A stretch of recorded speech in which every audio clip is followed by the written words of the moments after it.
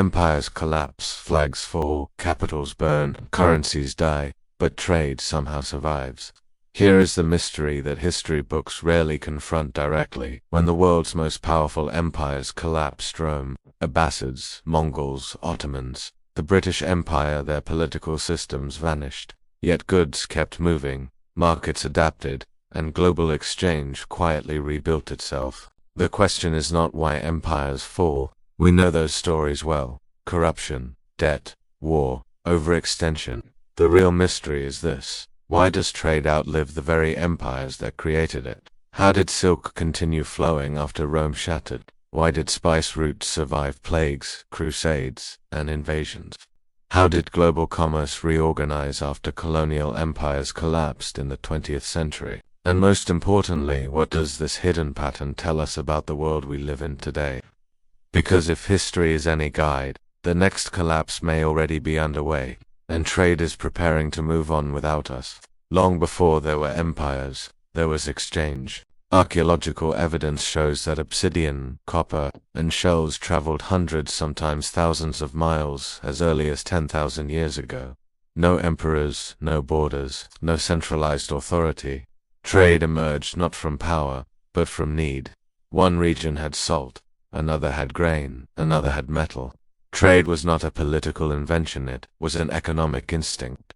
Empires did not invent trade, they captured it, and that distinction matters. When empires rose, they didn't create new networks from scratch. They standardized, taxed, protected, and expanded existing ones. Roads, ports, currencies, and laws made exchange faster and more predictable, but the underlying logic of trade remained independent of imperial control. That independence is the key to everything that follows. The Roman Empire was not just a military machine, it was one of history's first truly integrated economies.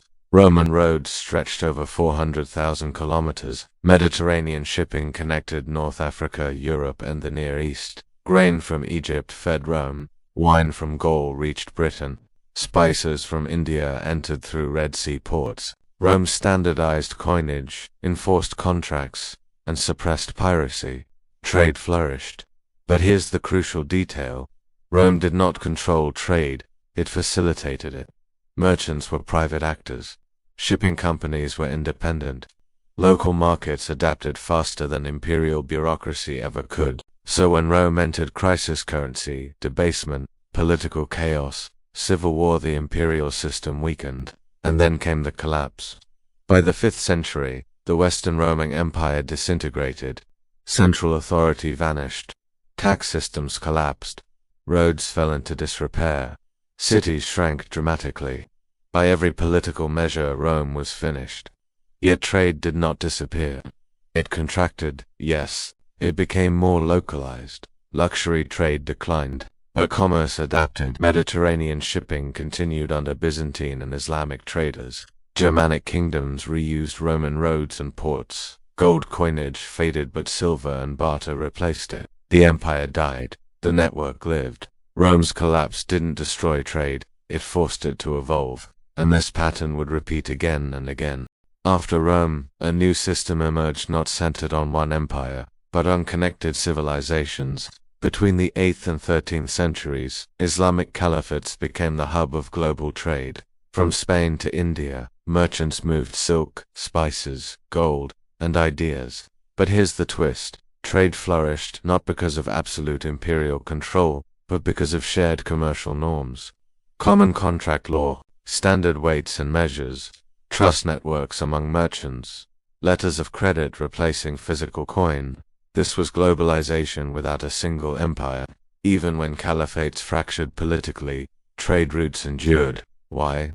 Because merchants trusted systems, not rulers.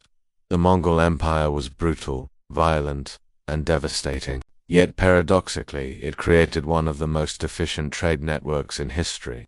The Pax Mongolica connected China, Central Asia, the Middle East, and Europe. Merchants traveled safely across continents. Knowledge spread rapidly.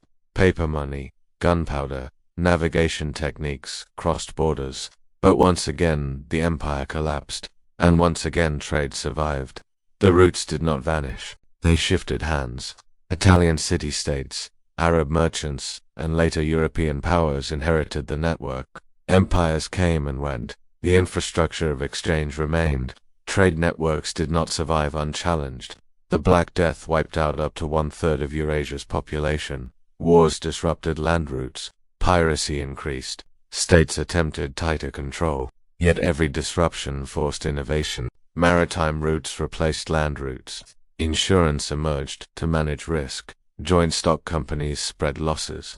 Trade learned how to absorb shock. Empires, however, did not. By the 16th century, European powers attempted something new. They didn't just facilitate trade, they tried to own it. Chartered monopolies, colonial extraction, naval dominance, currency control. The British Empire became the largest trading system in history. At its height, Britain controlled global shipping lanes, key commodities, financial markets, and London trade became centralized around imperial power. And for a while, it worked. But centralization creates fragility. Colonial systems depended on coercion. Trade depended on political dominance. Debt mounted, resistance grew. World War I shattered imperial finances. World War II destroyed colonial legitimacy. The British Empire collapsed. The French Empire collapsed. The Dutch Empire collapsed. Once again empires fell. And once again trade survived. After 1945, something unprecedented happened. Trade became formally decoupled from empire. Institutions replaced imperial rule.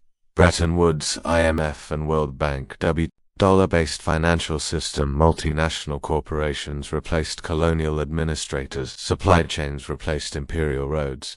Trade became global, standardized, and decentralized. But here's the uncomfortable truth. The system still depends on power, just not imperial flags. Throughout history, empires tried to freeze trade in place. Price controls, trade bans, currency manipulation, protectionism, they always failed.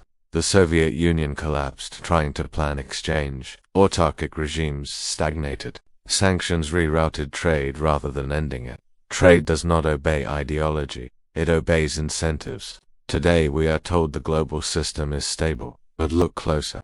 Supply chains are fragmenting, geopolitical blocs are forming, currencies are being weaponized, sanctions are accelerating. History tells us what happens next. Trade does not collapse, it reconfigures. New corridors emerge, new financial instruments appear, new hubs replace old ones.